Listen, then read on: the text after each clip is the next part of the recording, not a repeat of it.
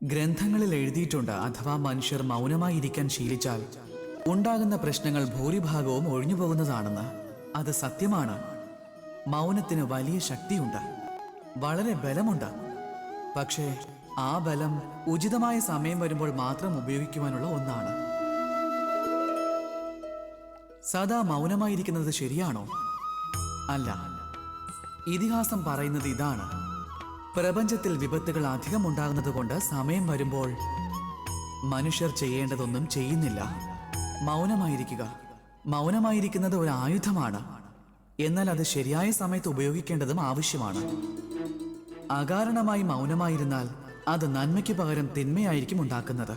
പതിയെ പതിയെ അത് നിങ്ങളുടെ സ്വഭാവമായി മാറുന്നതാണ്. അങ്ങനെ അത് പതിവായി തീരുന്നു. പിന്നെ നിങ്ങളുടെ വ്യക്തിത്വം അത് സാധാരണയിൽ നിന്നും വിഷമയമുള്ളതായി തീരുന്നു.